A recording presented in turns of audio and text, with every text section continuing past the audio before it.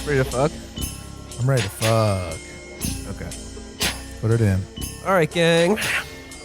Gang. We are back to our regularly scheduled programming. Slightly close. It's me, Matt, and Virgil. We are back, fully recovered from our weekend of Matt Christman birthday debauchery and depravity in beautiful Atlantic City. I would say America's probably most romantic and gorgeous city. Oh, totally. Hands down. AC is for lovers. AC's for lovers, fighters. Of methamphetamine. It was a great time, and I really wanted you to, Will, to say the thing you saw, because I haven't been able to stop thinking about it since you described it. I'm really kind of annoyed I missed it. The advertisement that you saw on the board. Oh man. This is like this made me glad that I did not imbibe any sort of like Fear and Loathing style enhancements to our trip to this gambling mecca, because we were walking down the Atlantic City boardwalk at night. Already quite a scene. Oh yeah. Guy Fieri's voice will just echo across the boardwalk without warning in your head. Imagine the city from Blade Runner, but like all the images and voices are Guy Fieri's. There would be like, got some rant donkey sauce available for you on the off-world colonies with spice rubbed pork sliders coming to you live from the Nexus 6. I've seen things you people wouldn't believe. Deep fried quesadillas off the salad bar.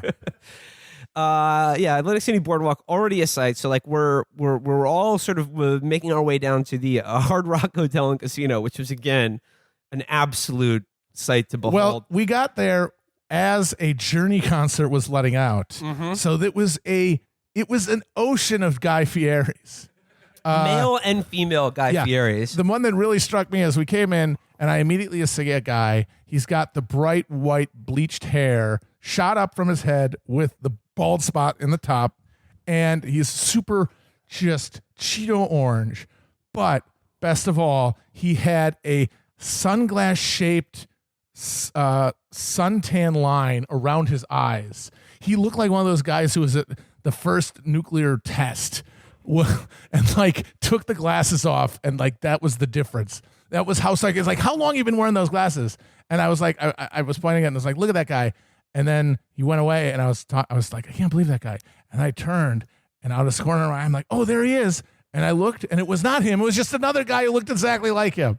So Saturday night, walking down the Atlantic City Boardwalk to the Hard Rock Hotel and Casino.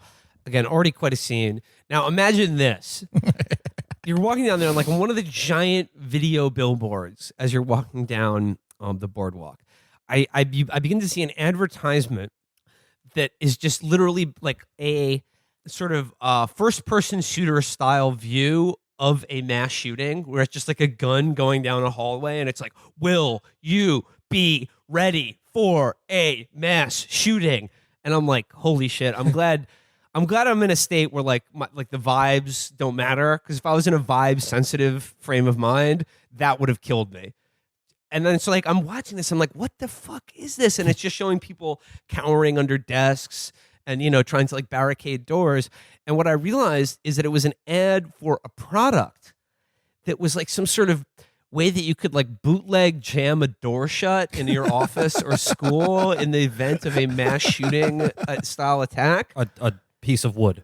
No, it was like a door stopper. Kind of like it was like a rope you could tie around the door and secure it or something. Like it's basically like a cord attached to like the side of the door from like approximately where the handle is down to the baseboard, and you stretch the cord out and pull it over the handle, so it's like the door handle is now corded to the wall. You're supposed to walk around like an alpine mountaineer with a fucking length of paracord around your chest. Shit, this is the world we like live in. Fucking Gorka. Well, remember after 9/11, Trump went on TV and said he was interested in getting a parachute and just like having a parachute all the time, in case he was in one of his buildings and it was 9/11. So you can base jump off of your building. Oh my god! And I don't think that's how parachutes work. No, you'll be fine. Yeah, so that was that's a slice of the old dystopia. A definite vibe check. Then we got to monetizing the rot. Right. Then we got to the Hard Rock, and then as Felix rightly pointed out, there was just demonic energy coursing through that entire facility. Why did we go to the Hard Rock? Because we heard it was cool. Been there before. It was the new. It's the new one. I heard it was fun. It was not. New things are always bad. You know what? I think you're right. Yeah. We are now a trad podcast. I do want to let everyone know, though, that I did make a matching donation to the Bernie Sanders campaign that equals the quote-unquote donation that I made to what I assume is, the Hard Rock nonprofit. They build wells or something, or they do, charter schools or something. No, I donated to Bernie Sanders the equivalent amount of money, which was, not insignificant, that I lost playing a My Cousin Vinny slot machine. I don't understand how people do this shit for hours. I just sat there for 10 minutes and was like, oh, there goes my money. I don't understand the appeal. A system, like Felix has. Well, anyway, so I made a matching donation to Bernie Sanders and the Hard Rock Hotel and Casino. But good news is, third quarter FEC filing report out. Bernie is taking a big old haul. What is it? $23.5 million? Something like that. 25, I believe. But 25, something like 25. I got it's the like press 1.8 release in front of me. I can just check it right now. I think it's like 1.8 million individual donors. Of those donors, the top jobs were was it Walmart? The top employers were Walmart, Starbucks, and I believe McDonald's. And podcasters. Yes, and podcasts. And the number one profession is teachers. No, it's 25.3 million, 1.4 million donations. The top three employers were Starbucks, Amazon, and Walmart. And the average donation was $18. Was that 1.4 donations or individual donors? 1.4 million donations. Okay. He's got 1 million donors. But I think a lot of those are repeats because some of us are on the monthly plan. Yeah, I'm on the monthly plan. Plan, yeah. Yeah, so also, I guess on the fundraising news, the other interesting thing that was published is Pete Buttigieg had an insane haul, but from 4 people. Yeah. he got something like $19 million from 3 individuals. I believe it was a friend of the show, Jacob Bacharach, who said that Pete Buttigieg is the WeWork of presidential candidates. that is so because on point. It is just pure Silicon Valley venture capital speculation with no fundamentals underlying any of it. It is. Someone pointed out, it might have been Weigel, in 2015 when the Republicans had 50 people running for president. Nobody had a single quarter haul as big as Bernie's. Damn, that's what's up. I just think Buttigieg is interesting because he's polling at 5 or 6%. Yeah, it's pretty bad. Yeah, he's holding steady. He's not like Kamala or anything. He's in because he's in the second tier. Yeah, but I think it's interesting. The huge money that he's pulling in, I think is an interesting sign of he's getting enough money that he can hang around long enough to wear out any of the big ones flaring out dramatically. And I just think it's an interesting indication of where. Big money kind of hedging their bets against Biden and backstopping Buttigieg to kind of keep him in the running long enough to perhaps be a kind of dark horse. And things like WeWork, proof that these motherfuckers just have too much money because they can waste it on total sky throws like this. Buttigieg is an absolute long shot, giving money to him is an insane risk. But hey, what else are you going to do with it? The pile can only get so far high before it starts falling over. You might as well give it to him. Oh, and then also Virgil, you showed me this video this weekend, and I could not fucking believe it. The video of Buttigieg walking the UAW picket line. Oh yeah, can we put that in? Yeah, actually, can we put a little of that in? How long do you feel like the strike fund can? I guess as long as it takes. Yeah, they got a pretty good chunk of money in the fund. It's been 12 years since our last strike, so. Hopefully that'll sustain us for. So yeah, he's talking to one of the strikers, and he's just like, "Hey, fellow worker, how are you?" And then he just asks him on camera, point blank, "So how big is the strike fund? How long are you guys going to hold out?" Would you say that the union's will to continue striking is waning? What's the feeling at the headquarters in terms of strategy? What kind of concessions would you be willing to make to management? what did you say, man. Virgil? You said like he talked to him like he was interacting with like a homeless person. Yeah, no, that's exactly what it was. And he was, I mean, he's a robot, and he just loaded the program for, I don't know, worker here, doesn't have that file not found. Yeah. So just loaded the program for someone whose kid got shot at a school. Yeah. Geez, man, that's sad. You're doing all right? Wow, so you're really, so you're just not working. Well, hey, you'll get back to work soon enough. Yeah. You'll get back on your feet. He loaded the program for like a hobo interaction. Yeah, he's just exactly. like, so would you say that this town has good victuals or untrustworthy men? How are the rail yard bulls in this part of town? And no one was buying it. Like the guy he was talking to clearly did not want to talk to him either. So whose idea was it to set up this fucking? It's one of his gargoyle guys. They know where his weaknesses are, i.e., everyone who does not own a boat. So they're like, hey, most of those guys Picket don't have boats. Let's see him talk to them.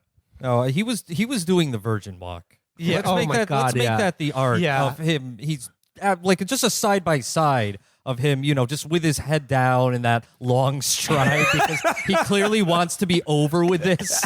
So he's trying to walk faster to make it, just like, hurry things along. I could be at Steven Spielberg's house right now, just housing canapes and having my ass kissed by Kate Capshaw. And that's the UAW-GM strike, which I believe is going into its third week now. Yes, hell yes. And last week, Bernie appeared at the CTU vote, Chicago Teachers Union, about whether to go on strike, which passed by like 99%. He gave a speech there and it was like huge and really well received, where he attacked by name the Democratic mayor of Chicago, Lightfoot. Yes. And he told them straight out, no, you're fighting a class war. And then the next day, he went out to Detroit and he spoke at the picket line with the UAW workers and was, very like, pounding on podium kind of speech and was really well received there. And that's such a striking contrast between you had Bernie, actually giving a speech at the UAW picket, and then you had Warren who tweeted about it, and then you had Mayor Pete who thought, that's the place to go. I'll just head on over there. No, it was very Kendall Roy energy, as Blair told me. Bernie giving support to potential teacher strike, I think, is really huge because that is the one type of strike that Democrats won't even pretend to support because they usually are good about pretending to give a shit about private sector strike actions and stuff. But when it comes to public workers, that's where, they're looking to have that job. They're looking to negotiate with those people. Yeah, they're looking to be the boss. I mean, that's why the Democrats are the bosses of most urban municipalities. Yeah, and so they can't even pretend to support like things like teacher strikes. Also, Mayor Pete is the one candidate I think who is most likely to start rapping awkwardly and like thinking like this is really smart. This is going to make me look so good. This is showing another side of me. He does that thing. I think it's on Fallon. Or it might be Seth Meyers, one of those awful fucking late night shows where it's slow jam the news. Yeah, that's Fallon. And that's him. He's done that. Buttigieg has done that. So yeah, he's already halfway. Bernie is not slow jam. He's not slow jamming. They definitely asked him to do it. And he said no. Yeah, absolutely. We don't not. have time for this nonsense. I will not sanction your buffoonery. And people just goes on all the shows, and he's doing the carpool karaoke. Yeah. He's doing the fucking dances with James Corden. Well, I guess it's really been a fucking dog shit slow news week. I mean, which is very funny for us to say because everyone else is shitting themselves, shitting their stomach lining out because the impeachment is finally happening. Like I said, but to me, once again, boring. Okay, is it boring that in a second anonymous whistleblower has come forward to say that Mike Pompeo, the Secretary of State, had an email, was on the same email chain as Olga Kalishnikov? That's right, buckle up. And it's like, I guess this is like technically, I understand, like, I've already lost interest in it because, like, all of Trump's surrogates have thrown so much chaff into the air about, like, they're changing the whistleblower statute. And, like, I understand this is all bullshit and all strategy to, like, just confuse and, pedophague the issue or whatever. But I've already lost interest in it. Here's why it's working. Here's why I'm bored with it. It's not because of anything Trump says. I think the response from the Trump camp has been really funny so far. No, I'm bored because it just sounds like the same shit from 2 years ago. Like, this is a rerun. And this is a remake. Yes, and it's a remake where, once again, the basic thing, the incipient incident, is obvious corruption by a potential Democratic opponent. No, this is not a remake. It's a reboot. You are rebooting the fucking Mueller thing. This is The Force Awakens. Show me a new thing. I want to see a new thing. I just love There's another Death Star. Fuck you. I don't care what you call it. It's a Death Star. I love defending Hunter dumb shit crackhead Biden's $550,000 a month job with a Ukrainian national gas company that he absolutely got on his merits and was not naked influence peddling. I mean, but it's like, no, it's okay that he did that because that's just how things are. And, if Donald Trump's kids had done it, you wouldn't think it's like, okay, good. This is fantastic. I love that. Everything that depends on me giving a shit about one element of a massive tapestry of official fucking and sanctioned corruption and being like, no, this went beyond the line. Calling the Ukrainian president and asking him if he ever saw Trump's cameo in Home Alone 2, that crosses the line. Yeah, we're just summoning different elite fail kids, like they're Pokemon, to battle each other. Yeah, they're fighting each other. I cast Hunter against Don Jr., and as we've all stipulated, Hunter would destroy him. Yeah. But just like pass, don't care, out of here. Just by the way, Hunter Biden's Pokemon type, rock type.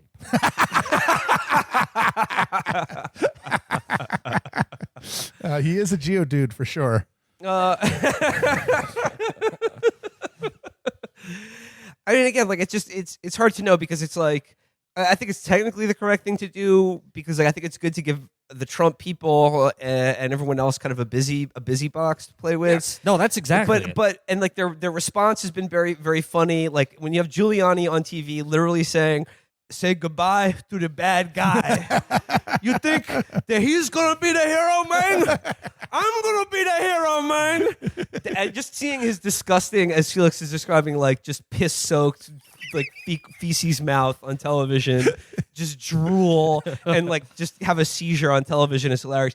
But then, like again, the response to it is all like again can't make you feel too good about all this because it's like the Democrats are in charge of this, and the Biden campaign's response to this was to write a letter to all of the major news and cable networks saying, "We are asking you very politely but firmly not to have Rudy Giuliani on." Awful. It's just like, why wouldn't you want him on, dude? It's not like we have anything to hide, and we're suggesting that because he might be an insane person, but he is doggedly fixating on my kid's job that we don't want you to talk to him. It's classic Democrat stuff. I love it.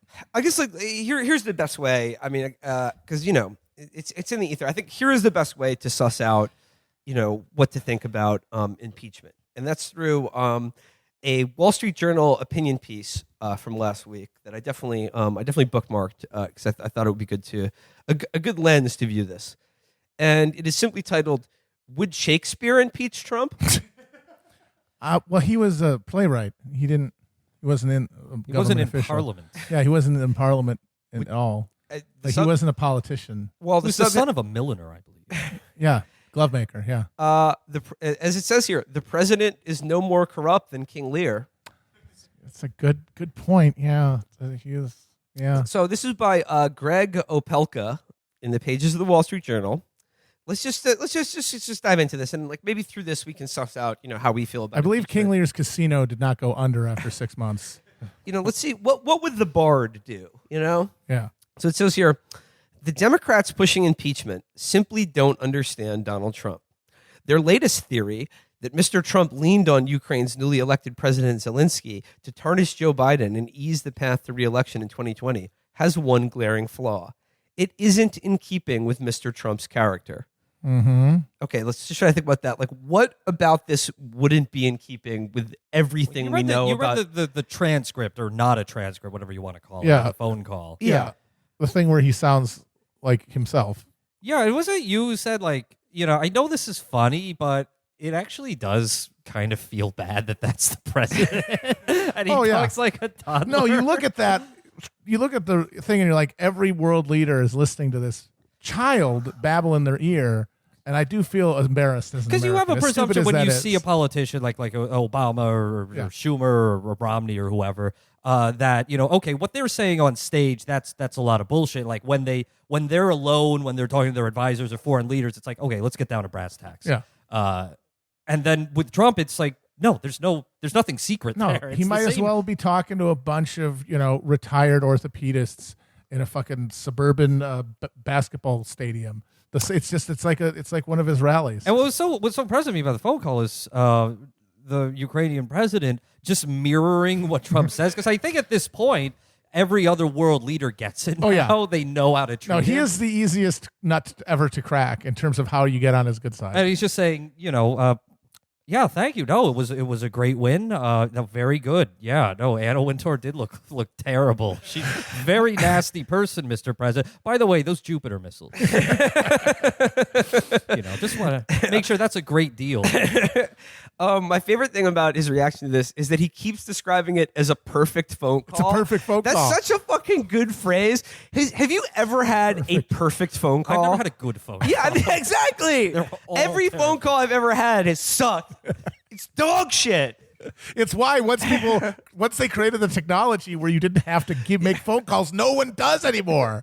No one makes phone calls now because it's a terrible interaction. It's awful. Well, it's awful because a normal person, when you're talking to someone, you want to see that person so you can read their body language and things, because you kind of care about what the other person is trying to communicate with you. But we know that Trump doesn't care what other people are trying to say to him. To him, it's just like he's talking on the Flintstone phone. The only phone calls Mr. President, I like talking to you. The only phone calls I get now are in Chinese, or like someone in India telling me the IRS is on their way to my house to arrest me unless I give them a $5,000 Amazon gift card, or my dad calling me to coordinate a playlist to be played at his funeral. Again, he's in perfect health. He's doing fine. But he just wants to update me on his death Spotify playlist. But just going on here, back to this would Shakespeare impeach Trump. It says here the Democrats don't understand Trump's character because I guess they haven't. He doesn't have a character. We talked about it. He has zero virtues as a human being. Even the virtues of a cruel, Titus Andronicus. Yeah, he has no personal virtues. He has nothing but vice and weakness. 100%. We've known this for over 3 years. Why is anyone pretending otherwise? For over 20 years. Everything about this guy's public persona. Just a scumbag.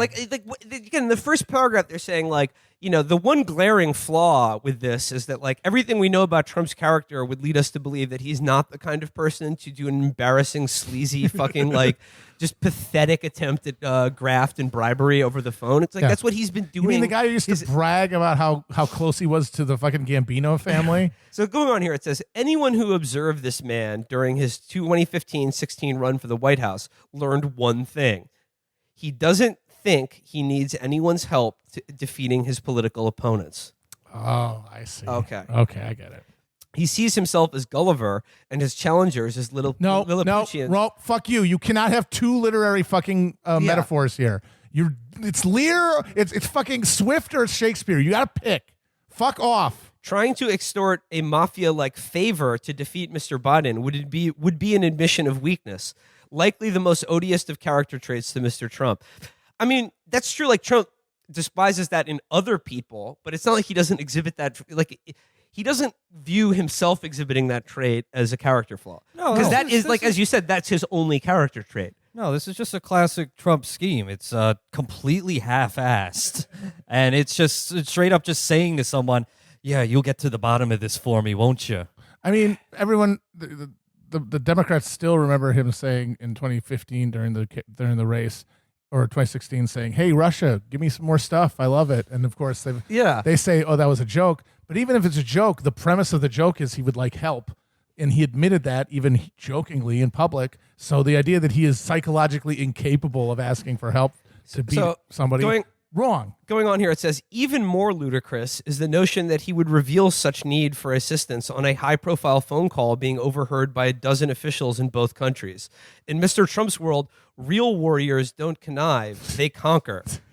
What does this guy think Donald Trump is? And also, if this is so ludicrous to think that he would never make such an embarrassing phone call, why did they immediately scrub it and like put it on a secret server to keep it out of official government channels? Also, you conquer by conniving. He's not fucking Patton. He's a fucking real estate scumbag. You go behind people's backs. Yeah, and you just like fucked them over and don't. I pay mean, them. like, well, yeah. Would you say about him? Oh, there's no way he just stiffed all the contractors on one of his projects because that would admit he doesn't have money. He did that. We know for a fact. It'd be like, yeah, you owe me $500,000 for putting in these windows. He's like, no, I don't. Fuck you. This is already a good luck and sue me. And he did that. So he there's no. Amazing. This is already a mystifying editorial. We haven't even gotten to the Shakespeare. Yeah, Like this is, seriously. the obvious explanation for Trump's request of a favor springs from what seems to be the prime motivation behind all of Mr. Trump's behavior: a profound sense of pride in his accomplishments and deep indignation when anyone calls them into question. Having been lambasted as corrupt, Mr. Trump likely wanted to expose Mr. Biden as a weasel and not the honorable, moderate man the former vice president styles himself as. But wouldn't it be the same? The motive wouldn't matter. It's the same action. It's trying to use a leverage of this weapons deal to get information about Biden. It doesn't matter what if it's about pride or wanting to beat him. It's the same thing. Well, let's go further here. I mean, maybe it'll make sense if I keep reading. If Democrats really want to understand Let's all the president, put laundry bags on our heads first. if Democrats really want to understand the president, they would read Shakespeare's King Lear. Yes. All the aging monarch wants is to be loved and appreciated by his 3 daughters. How sharper than a serpent's tooth it is to have a thankless child, he laments about his eldest. Gonorrhea. Trump hates his fucking kids, though. And it's not because they don't kiss his ass enough. No, because they're weak little shitheads. Yeah. Mr. Trump is Lear, and the country is the king's daughters. What wounded the king more than anything was filial ingratitude. What seems to gall Mr. Trump most is the thought that his achievements, record low unemployment, substantial tax cuts, a booming stock market, deregulation, judges, go unacknowledged by his gonorrhea Reagan enemies, who instead seek to obstruct him at every turn. After a series of seemingly never-ending assaults on his dignity, Lear painfully observes out on the rainy heath, "I am a man more sinned against than sinning." It isn't difficult to envision Mr. Trump saying the same. Absolutely. Yeah, no, totally agree, dude. It's not difficult at all to envision Trump saying that. Yeah, that complete sentence with a subject and an object, totally. I love here that, like, what galls Mr. Trump is that the country just doesn't like him enough. Also, this person has never read the fucking play. You know what? At the beginning of it, you know what the inciting incident of it is? He's stepping down from power. Yeah. And he's giving his power to his kids. And Goneril and Regan do kiss his ass. It's Cordelia who refuses to kiss his ass, and he gets mad at her and then doesn't give her any of his kingdom. Mm-hmm. Right. Yeah. This is like the opposite of what happens in the play.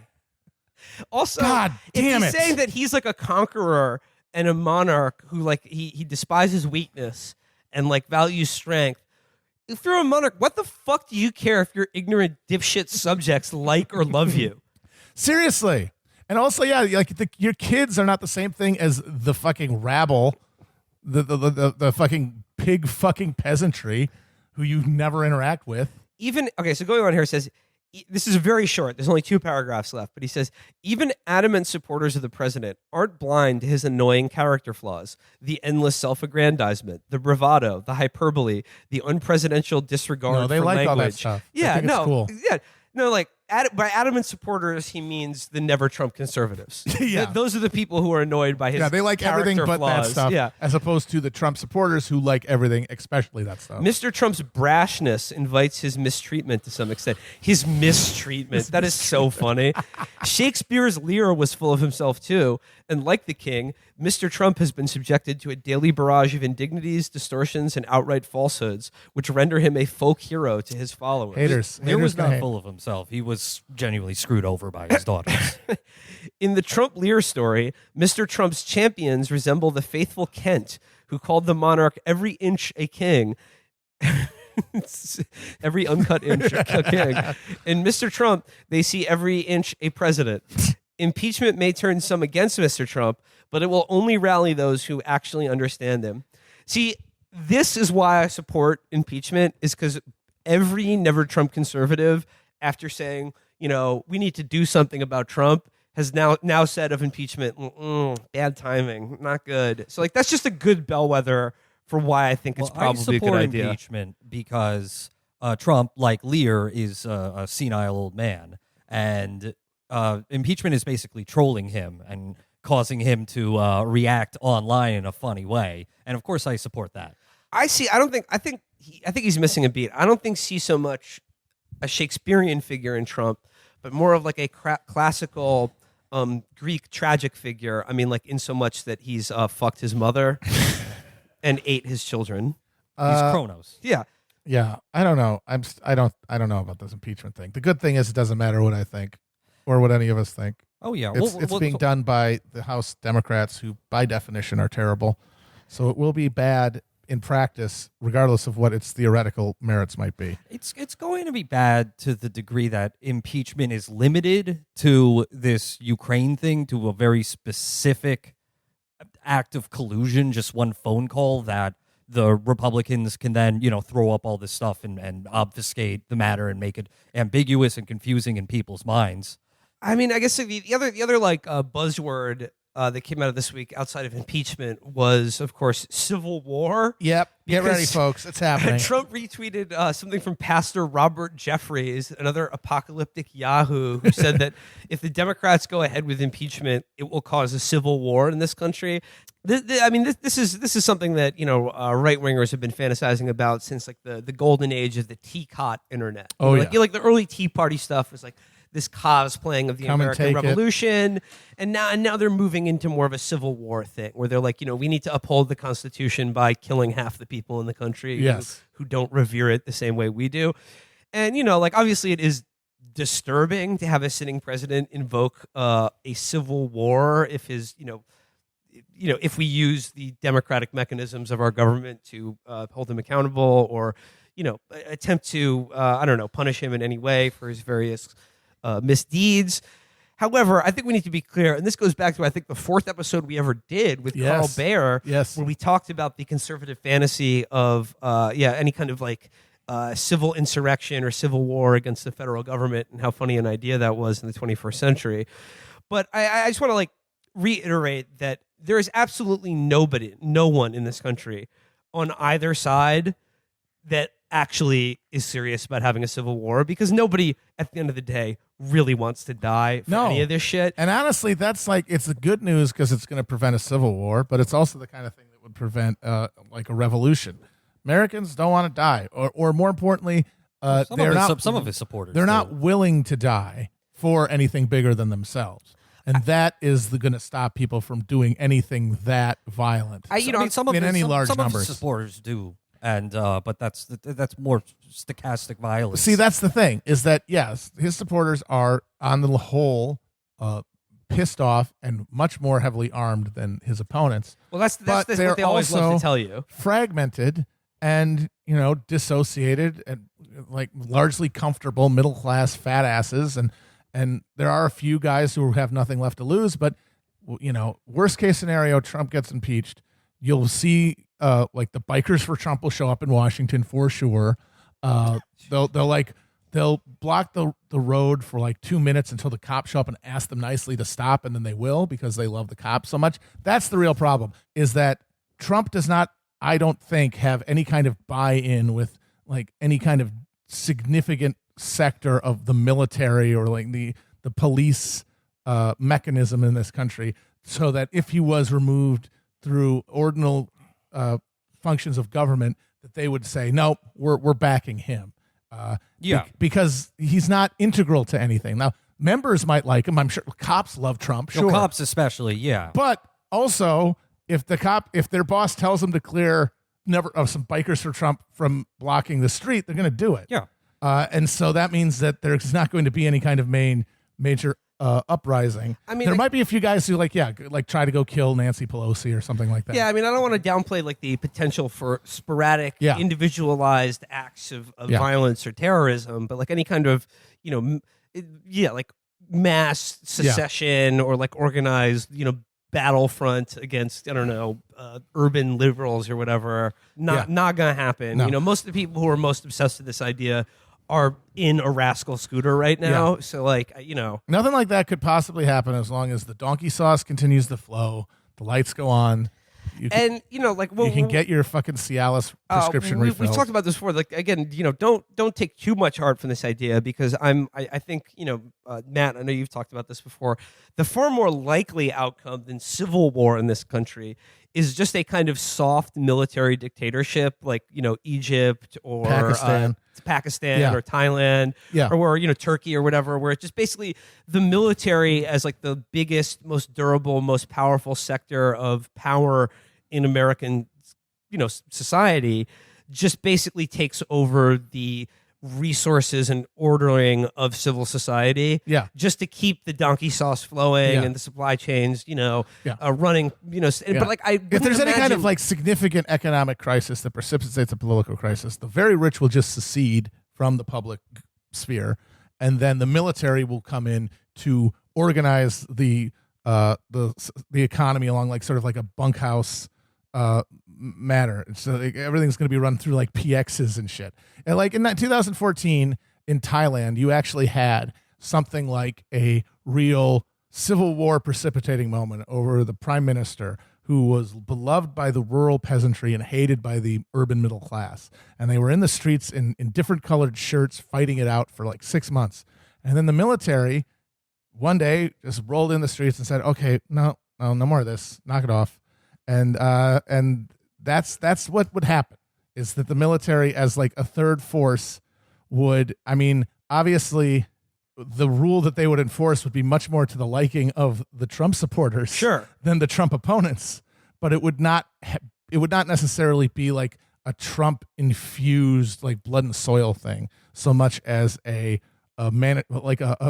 managerial police state. Yeah, and that is why, you know, any, you know, a Sanders presidency or like any left-wing movement or like government, or like, let's say it achieves power of any level in this country, it goes unspoken, and like, you know, nobody, certainly Sanders isn't really talking about it, but I would say like priority number one would be shrinking the size and scope of the military and intelligence communities in this country. And the police. Well, okay, getting rid of the CIA and NSA wholesale. Oh, of course. Turning Langley into a parking lot. That would probably be easier. The military is a much tougher nut to crack, but the best possible thing would be to just simply reduce the size and scope of the military to about, if even I'm being generous here, a 1/10 of their current size. Yeah.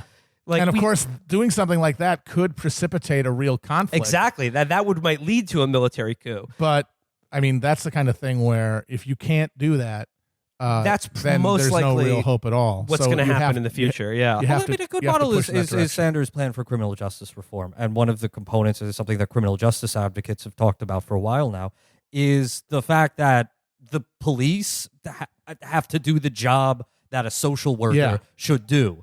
So it's about reducing the size of the gun police and increasing the... So what the fuck is that? Oh, God. The room is on. Oh, God. Oh, no. What do we do? The army just hacked into that. It's attacking us. Oh, no. No, yeah, but like... and again, like the people... you know, the founder fuckers and constitution humpers in this country talk about their love of constitutional governments and how we've strayed from the founders. If you were to like bring any of them back to life and show them contemporary America, the thing that would seem most alien and horrifying to them is the vast standing army and bureaucracy, military bureaucracy that pervades every level of the U.S. government. That is the thing that they would probably be most horrified about. And honestly, that and the free black people all over the place. It'd be neck and neck with those two things. But yeah, like, I mean, that is a thing that would be abhorrent to the, you know, founders of the country, is having a standing military the size and scope of the one we have. And I think, project number one, if you ever get into power, is vastly scaling back the size of the U.S. military. Yeah, and like, we do not need a standing army.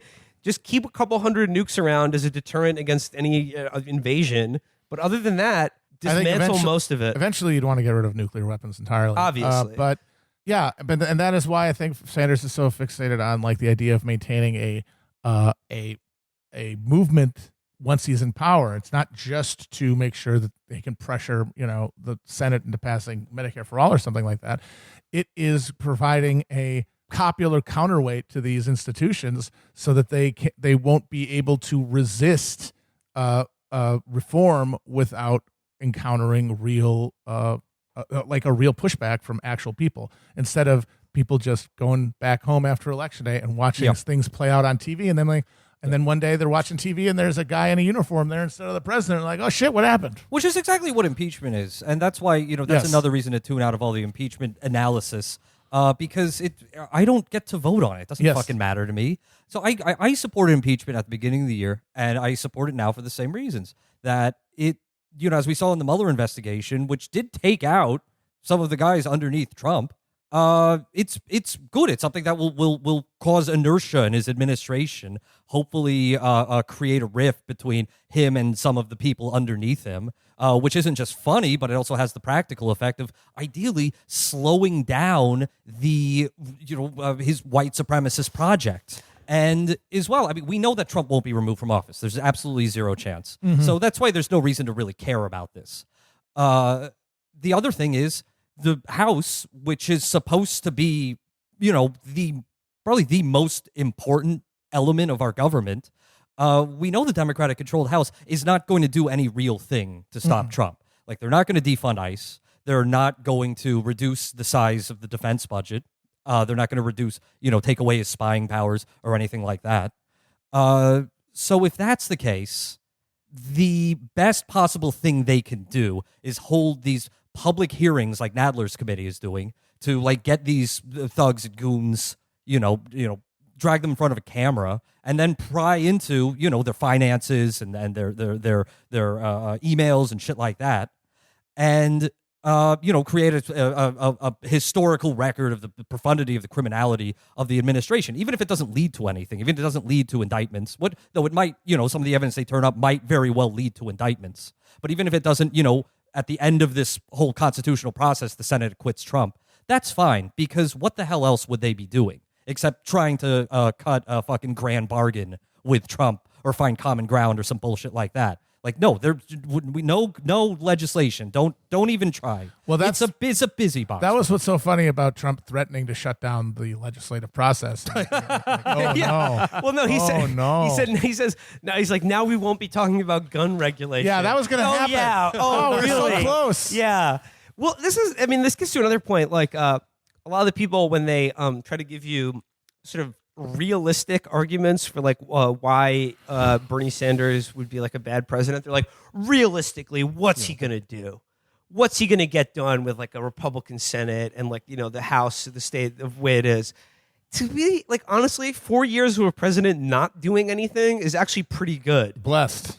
As long as he's not doing anything bad. Yeah.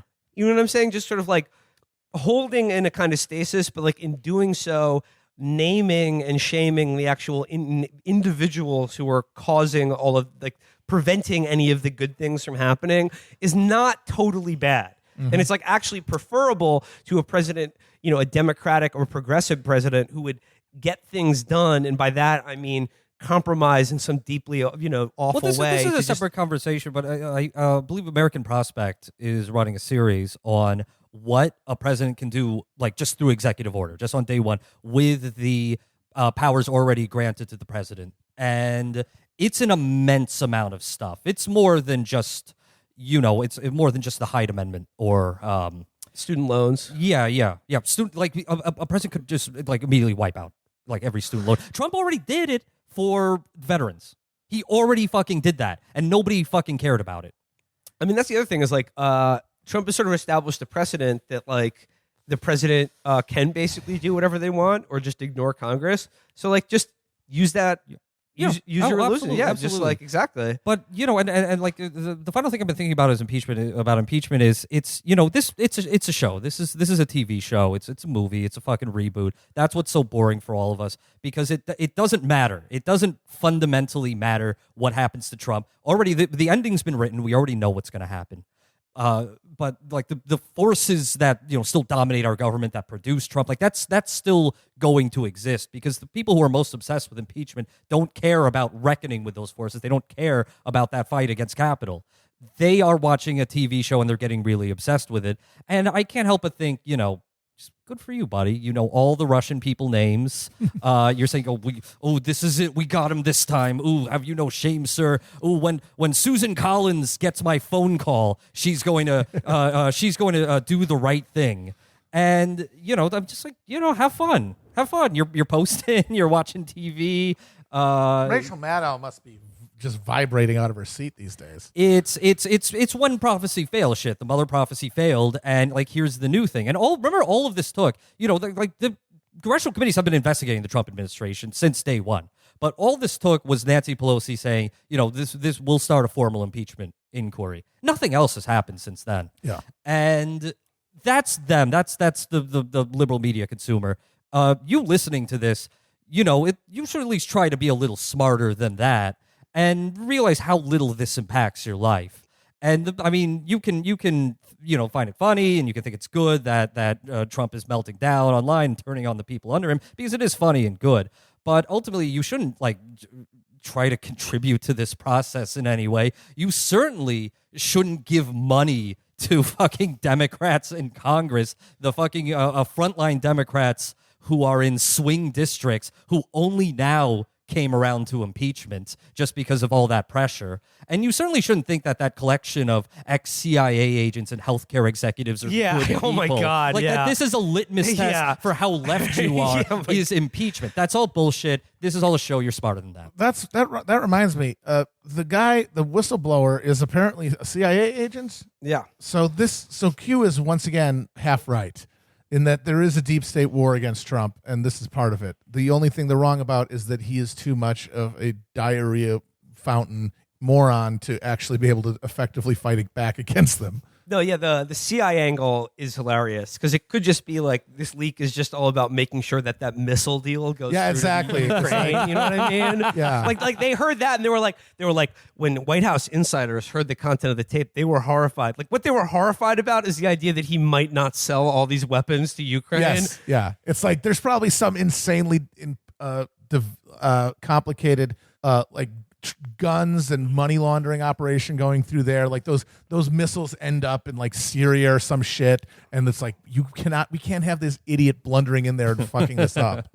And obviously like a lot of the Democratic Congress people who were like the most out front of the impeachment thing was sort of like the gang, like Rashida Tlaib and AOC and others, and their argument is like, just impeach now because Trump is like an existential danger to the civil liberties. The exact of him. same as it was in fucking February 2017. Exactly, but that new gang of the CIA agents and healthcare executives. Oh my God, that was a fucking sight. My favorite is there were puff pieces about them, calling them the moderate squad. Yeah. Like Politico and shit. Even before they were elected, you have adopted the badass label. These freshman congresswomen created their own group, the Badasses. Badasses kind of came organically from the group, since we all had either served in the military or in the CIA. Oh man, yeah, Yeah, but the other thing, and I tried to say this earlier. I'm going to give it another shot at articulating this. Like, we don't. Trump is a deranged white supremacist, who just like says these projects that he wants to do, like building a wall on the southern border, and everyone else is like, okay, well that's just the thing we tell the dum dums. We don't actually do crap like that because that's insane. But he actually wants it to happen, and the one thing that's really held him back from all these schemes is the lack of a bureaucracy, of an infrastructure that's loyal to him and competent. He has not been able to get that. And things like the Mueller investigation, and ideally impeachment hearings, would target that division between Trump and the people underneath him, who sense intuitively that, this guy's just going to turn on me in like the span of a tweet. I'm going to wake up and there's going to be a million MAGA morons screaming at me because he found an email where I said he sits on the toilet too long or something like that. And like, it's good to go after those people. Those people, they should have, there should be a professional and social cost to working for the Trump administration. And it's one that liberals generally don't want to impose on these people because, especially if you are members of Congress and their staff members, like those are your friends. You disagree with each other, but you go to the same shitty fucking bars. You marry each other. You're all married to fucking the same pool of hedge fund people and media executives. There certainly was a heavy social cost imposed on everyone who's worked in the Bush administration, right? Remember that? Well, exactly. It's the same thing. So, like I'm saying, unless an impeachment inquiry is going to go hard on those people, target those people, which I'm afraid it won't, because Nancy Pelosi has said she wants to curtail it, make it just about this fucking Ukraine phone call. Then the next time we get a fucking a white supremacist autocrat president, he'll have a competent, group of people who are loyal to him, because presumably he won't be senile. Remember how Christian Nielsen, the Homeland Security Secretary, who oversaw the detentions at the border, she was supposed to be a pariah forever when she got fired? I believe she just spoke at an Atlantic conference. If all these people end up on the conference circuit, or they fucking end up in like a lobbyist jobs or a Hill staffer jobs or on Dancing with the Stars or whatever the fuck, then they'll realize there's no fucking penalty for doing any of this shit. And if you don't want them to be penalized, then you're admitting that this doesn't matter to you. This is all a fucking TV show you're watching. All right. Well, moving on. Let's talk about another thing that's making right wingers incredibly angry, and incredibly horny. Oh yeah, I'm talking about the teenage climate strike going on right now, and they've really. I noticed this the other week. They've really moved on from focusing all of their deep-seated sexual pathologies on the Parkland teens to the climate strikers and Greta Thunberg. Thunberg, as we Felix would call her. They're really mad at her. They're terrified of her. She's Hitler to them. Which, of course, is wonderful because, once again, it's the same thing, actually, kind of with the fucking gun teens, is that their frothing psychosexual rage at this girl obscures the degree to which, I mean, I have no problem with her. I think she's doing what she thinks is right. But she, at this point, clearly has been co-opted. I mean, like, Silicon Valley is behind this shit. She's got people marketing those climate strikes like fucking Justin Trudeau, who's Mr. fucking Pipeline. Hillary fucking Clinton, who we know from the fucking leaked cables when she was Secretary of State, was all about expanding about oil drilling and shit. And she's out there like, Greta, you speak for us. Well, so it's another co-opted horse shit. Right. Well, it was the same thing with Malala, right? Yeah, it's all just ends up being a fucking. They become mascots for a corporatized movement that is designed basically to monetize a social crisis and never actually fix it. Yeah. It's hard to remember that when you have all the worst ghouls in the world just jacking their dicks and screaming about these people and how they're demon spawn. Well, right, but remember, I mean, the climate activism isn't just Greta. No, of course. I'm just saying that the whole climate strike thing. I agree with you. That's disappointing that she's getting recuperated. But it's not a criticism of her by any means. No. I mean, I think she's. I don't think that she is an op personally, but I feel, and it's like when people come and help you, people offer you help, and you're in a position like that. You're not really in a position to turn it down. Sure, yeah. And those are the power programs. And then the real problem is that we just don't have a model, an effective model for dealing with climate change. Yeah. She's going for the model we've always used. And the thing is that awareness raising model, mass protest thing, its record is pretty bad. But there's nothing else. No one else has another idea. Great. I mean, the energy is there. And the thing about Greta is she is more symbolic of the reality for people her age who are just learning about the history and the state of things and the climate. And they're going, wait, what's going to happen when I'm 30? Yeah. Wait, hang on. You realize I'm 15, right? Yeah. I don't get the luxury of being dead. So, I mean, the energy is there, and that's great. But, yes, there has to be a firm ideology there, else that energy gets dispersed or recuperated. Like when you see Woody Harrelson and Billie Eilish being lend your voice to this cause, to raise awareness, and they're just like, you can't talk about climate change. Enough of this awareness. Just start saying, we need to nationalize the fossil fuel industry right now and phase it out. Just I was saying, these are because that's the only way it's going to happen. Yeah. All right. So, but I want to talk more about. Let's do a reading series this week. This is some hot fire here, And let's go back to our friends at the Federalist. Oh, wonderful. Because they have had a very, very Federalist style reaction. Are they just writing to get on our show at this point? Yeah, because we were talking about how Quillette had blown them out of the water, and now I think they heard about that, and they were like rolling up their sleeves like, we can give you some crazy, sexy shit right now. You think we've been lapped in terms of providing you with psychosexual dream journal entries? We have them. This show makes up 25% of the readership of the Federalist, and I'm not talking about the listeners. I mean the 5 of us. No, we've answered the question, who funds the Federalist? Yeah. And look in the mirror. Yeah. Quillette they lapped them for a short period because Quillette, like the Federalist, is incredibly horny, but it's the type of horny energy for people who like read or who jack off to erotica. Mm-hmm. Whereas the Federalist is like just wild, like people who whip themselves and wrap their dick in barbed wire and shit like that. Yeah. And you will see it very much so in this article here. So this is comes to us courtesy of a guy named Sumantra Maitra, writing in the Federalist, headline: "Climate worship is nothing more than rebranded paganism." Climate worship.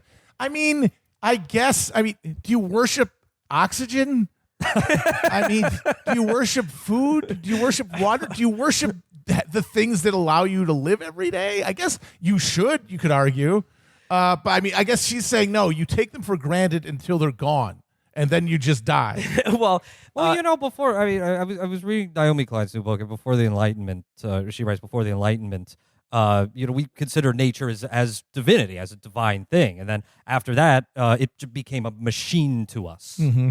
Well, the subhead here is, we're seeing sexualized dances, hallucinogens, worshiping nature, confessing sins and pagan animism, worshiping purified teen saints, all to promote a supposedly greater cause. Christianity, Catholicism, no purified teen saints. Not a thing. Sexualized dances is like from an op-ed in the 50s about Buddy Holly. I would love to see like the English army and the fucking Burgundians writing this about Joan of Arc. Like, look at these sicko Catholics worshiping this. These sicko French people worshiping this sanctified child, teen, this sanctified teen. The Federalist is the local paper from the town in Footloose. Oh my God! I could just imagining people getting as mad as Joan of Arc as they are about Greta. Yeah. Look at this fucking. They got a fucking girl over there. You're not gonna fucking kick me out at fucking Orleans, you bitch. You take my broadsword when you pry it from my cold dead hand. All right, so let's delve into the psychology here.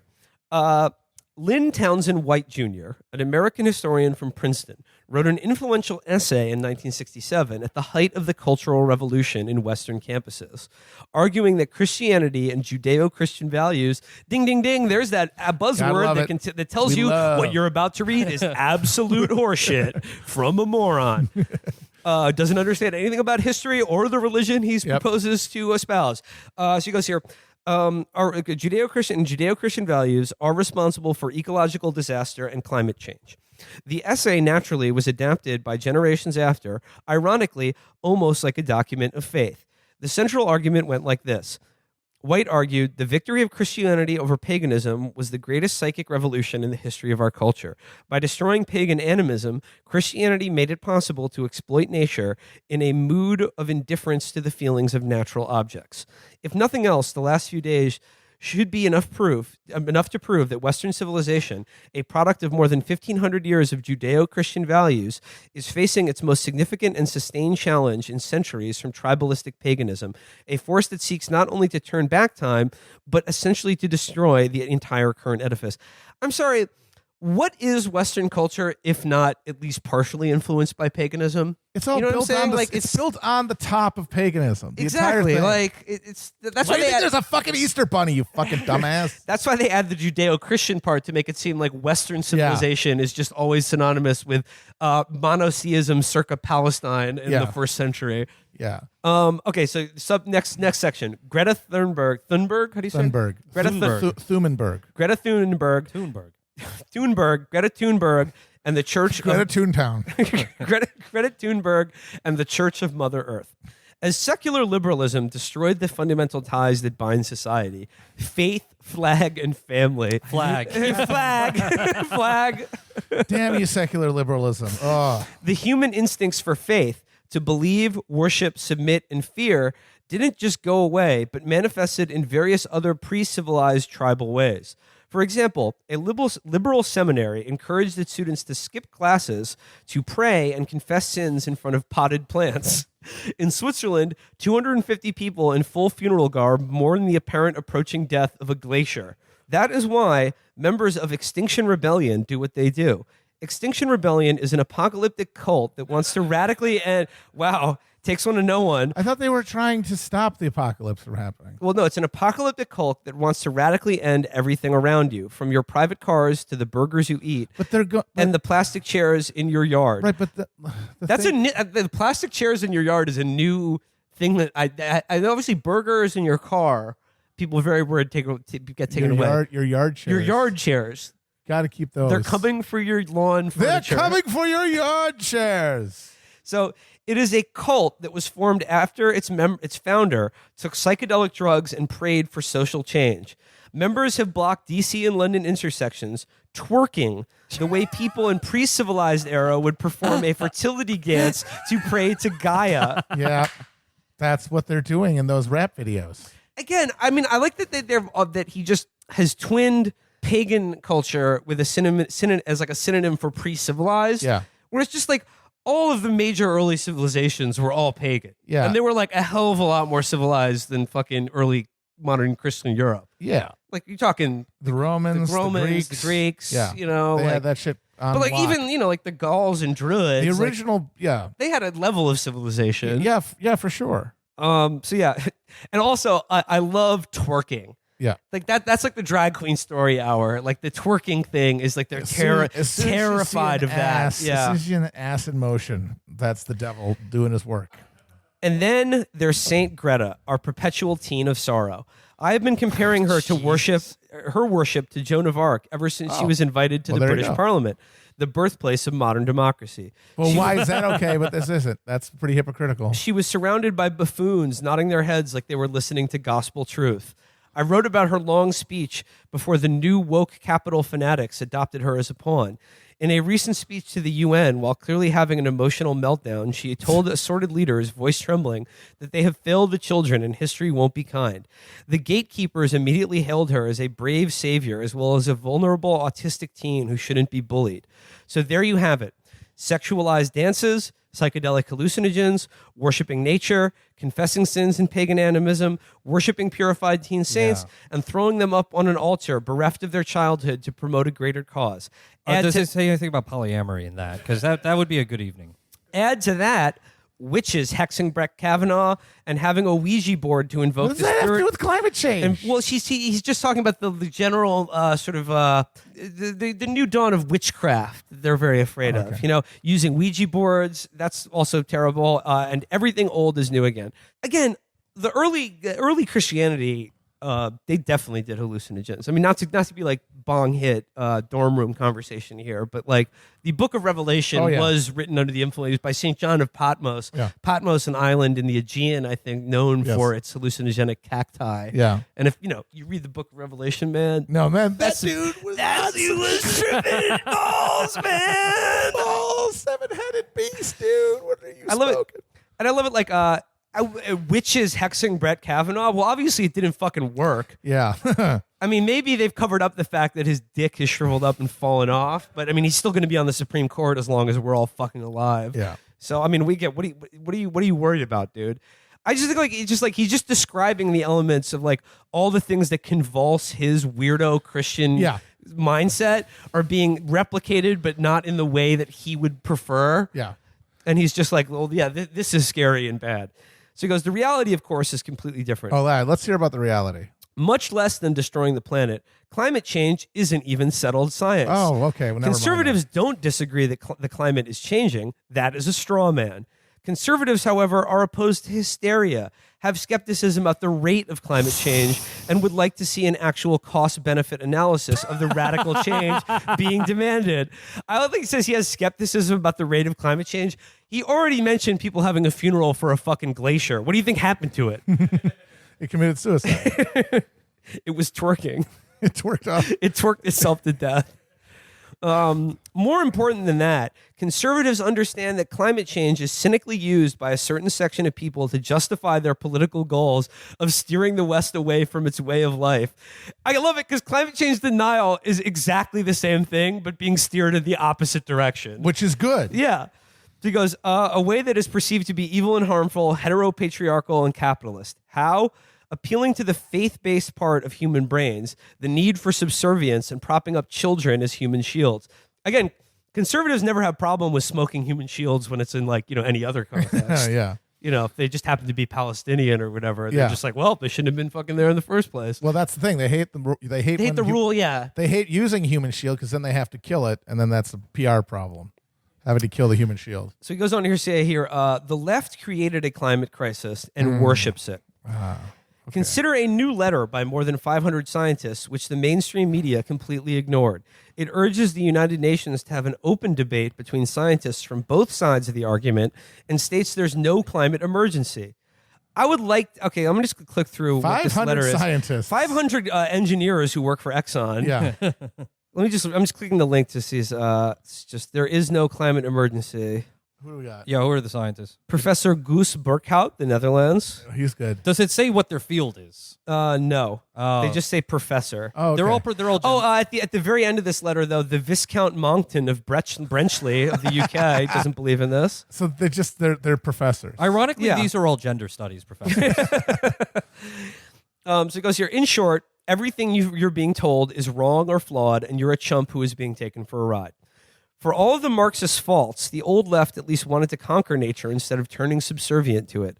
Of course, that went to its own extremes, but one can imagine Joseph Stalin putting all twerking climate fanatics as mentally ill people in a forced labor camp to build railroads in Siberia. I mean, again, that's what you want to do.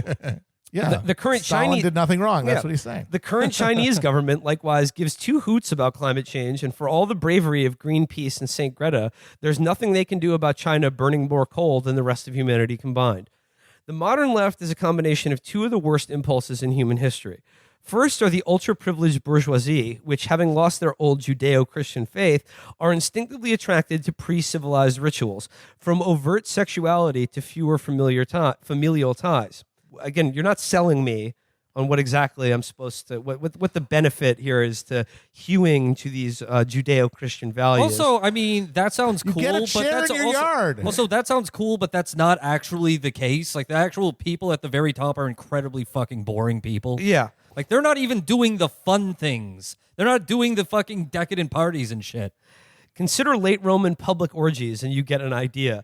I like he just says that. He's just, says, think about people fucking in public and you get the idea of what I'm talking about. Just have that image in your brain and Think about people fucking in public like I do all the time, nonstop, every minute of the day. At the same time, rich people in their voyeuristic fuck parties. At the same time, human minds feel a gaping void. There's gaping. Human minds feel a need to gape.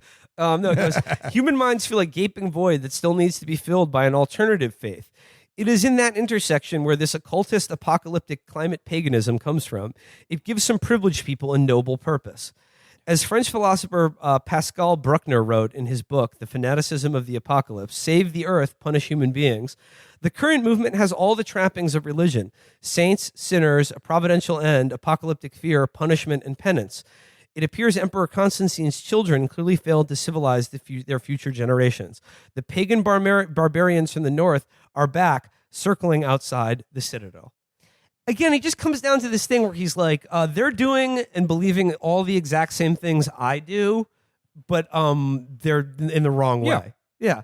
So I'm just saying, I'll agree with him that all this shit just is repurposed religious fervor in a pagan context, but you get to do cool, Wicker Man style stuff. Which is way better than going to church. Church sucks.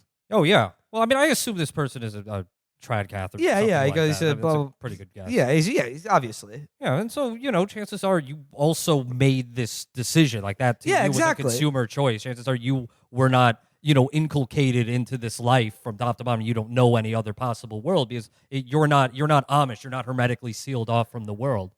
So you're probably attracted to traditionalism for the same reasons. But can you read the person's? You're attracted to ritual and shit for the same reasons. But can you read the person's byline?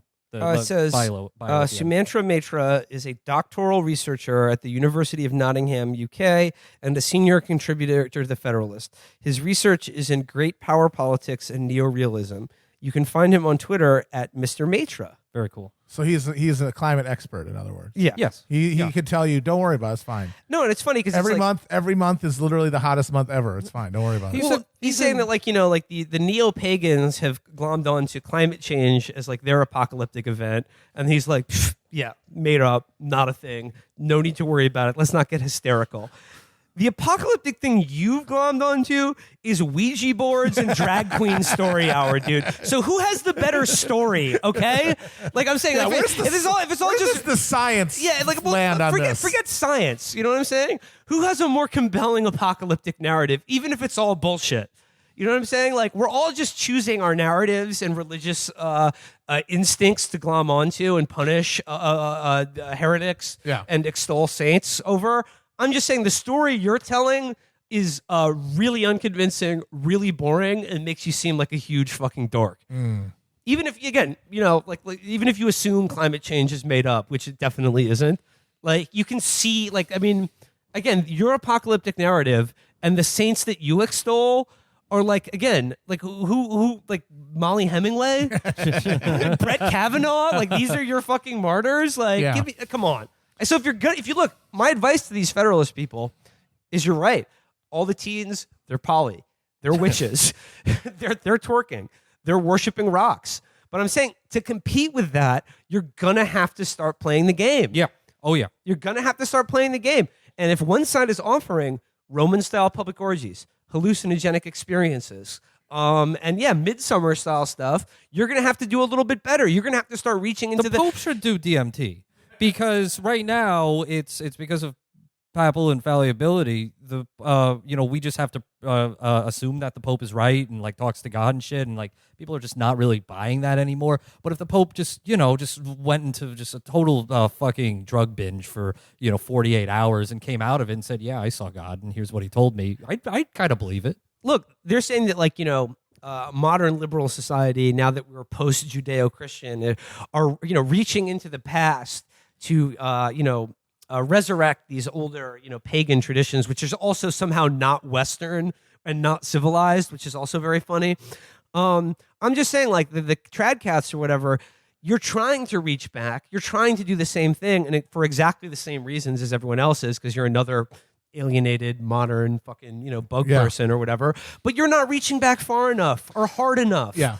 Because I'm saying, your modern martyr are the Covington teens and Brett Kavanaugh. I'm sorry, that's not selling it, dude. Yeah, you're going to have to try harder. Okay. You need your own Joan of Arc. She actually did go to fucking war and got burned at the stake. Yeah. Brett Kavanaugh is sitting on the Supreme Court and probably still doing rapes, allegedly. Yeah. So, I mean, come on. Okay.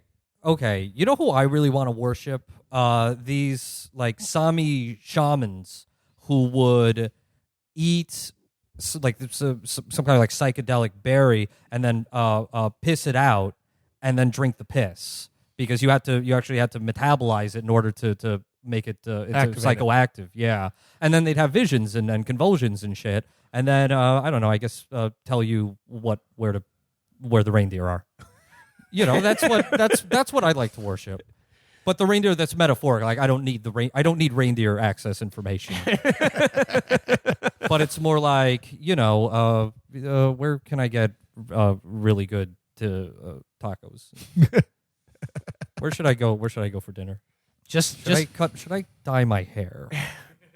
I'm just saying, they see the pagan elements, coming back in our society, and I'm saying if you're going to want to fight the witches, you're going to have to, become more of a witch finder.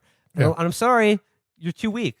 You're too much of a baby to do it. You are no Geralt of Rivia. Yeah, exactly. At least Rod tells better stories. Yeah. Oh, yeah, no, Rod is doing spiritual warfare. He's definitely closer. This guy, you're just a grad student, dude. Yeah. Lame. You're just a grad student who's just they're twerking, they're They're doing orgies, not in public, but presumably elsewhere in private. According to these sketchings. Yeah. So yeah, there you go. These people love Western civilization until they don't. That's basically it. Well, it's gonna be hard to go to church when it's 12 feet underwater. Have fun with that. Have fun putting on a fucking snorkel to get fucking communion. Anyway, should we wrap it up for this week? Yeah. Okay. Plug time. Virgil and I will be appearing in a as yet undetermined role. It'll be good though, I promise. At the Goth Socialist Variety Hour at Littlefield next Saturday, October 12th, from 7 to 10 with the Antifada and Pod Damn America. So, and Leslie Lee is going to be there, I believe. Yes, from Struggle Session. Yeah. That's a good crew. It'll be fun. I think we'll put the link to Ticket in the description of the show. Come out. Yeah. Also, the paperback edition of our book is coming out. Yes, oh, right. is. Yeah. It's got a much better cover than the original. Now, I don't know. Now, we've accrued a few more listeners since our book came out a year ago. So, for those, if you're new here, we wrote a book, and we command you to read it. How about this? Buy the paperback book. There you go. Buy the paperback book. We'll put a link to pre-order on Amazon in the show description. We're not going to link to Amazon in the show description. Okay. Not Okay. Amazon. Link Stop to it. pre-order on the Indie Bound. Yeah. Okay. There we go. All right. Bye. Bye. Bye.